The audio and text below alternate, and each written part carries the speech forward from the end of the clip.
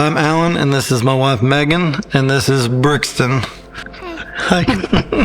We're at her gender ultrasound when we were doing her anatomy scan, and it was a routine ultrasound, and they were just kind of staying on the heart a little longer, and we kind of caught on to that. And the doctor then came in and she said, I think that we see the right side of the heart looks a little bit bigger than the left side, so let's go ahead and send you to a pediatric cardiologist to kind of rule out, what this could be. And she was able to confirm that Brixton was going to be born with what they call aortic valve stenosis. The aortic valve is a valve on the left side of your heart, and hers was just smaller, and they could tell by the blood flow that was coming through it, basically. So they told us they would go in through her groin at birth, and they would feed a little catheter up into her heart, and they would expand a balloon, which would Open the valve up and allow for blood flow to flow freely through there as it should. Brixton was born at 38 weeks, so just normal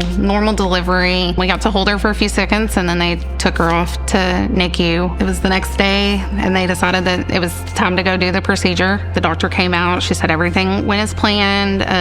We expect that she's going to recover just fine. Over the next few hours, her skin started looking a little bit weird, and being a nurse, I was like, I don't like the way that her skin looks, and I just kept questioning. And that's when they noticed that the blood was actually flowing the opposite way that it was supposed to be flowing. And during that, they really realized her heart is not functioning how it should. So we think that she's gonna need open heart surgery. She was in the operating room for 16 hours. I feel like all this is still so fresh. She came out of surgery, and it was midnight at this point, and we got to see her very briefly.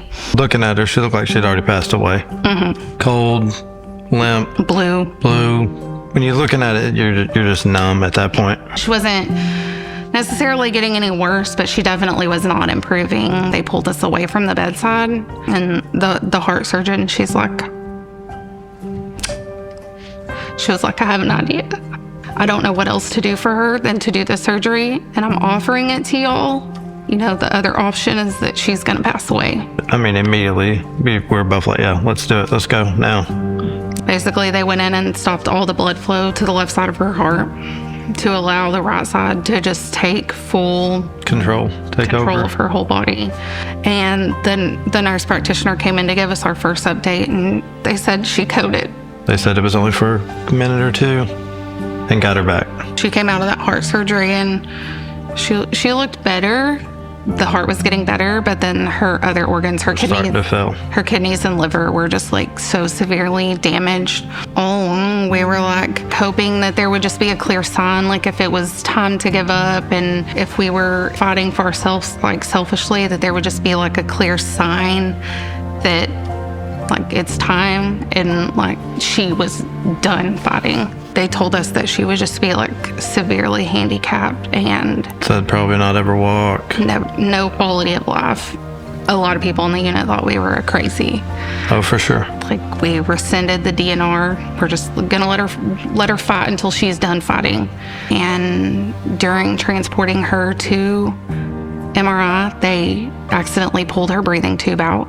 The doctor was like, let's just see what she can do. At that point, everything started turning around. I think in both of our heads, and maybe we didn't want to say it out loud, but we never thought we would get to bring her home.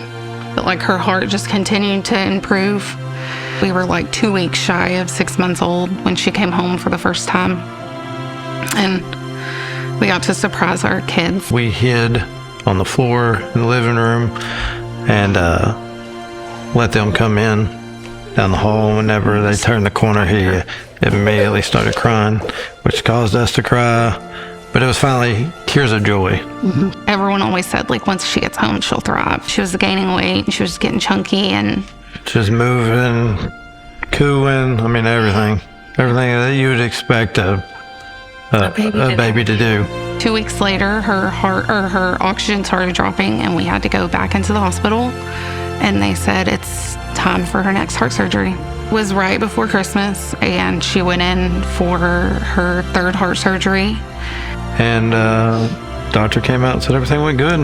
And 6 days later, we discharged. And we got to go home for Christmas. She was so happy. Like, she was smiling and making noises, and she started like making interaction with us, like meaningful interaction. And she learned to sit up, and then she learned to crawl and stand, and she started walking the week of her 2nd birthday. So she's 2.5 now. She'll be 3 in April. And we have another heart surgery coming up in the next year or so. The goal is 4 years old, so a little bit over a year. 40 years ago, they did not do these surgeries, and the oldest like living single ventricle patient is like in their 40s. Donating to the American Heart Association is... It's crucial. It's crucial, yeah. To be able to fund those advancements, the research, because if not, we'd still be stuck doing the things they did 50 years ago and not having the outcomes we're having today, like with Brixton, without the research and the knowledge and the backing of the American Heart Association. The outcome could have been different.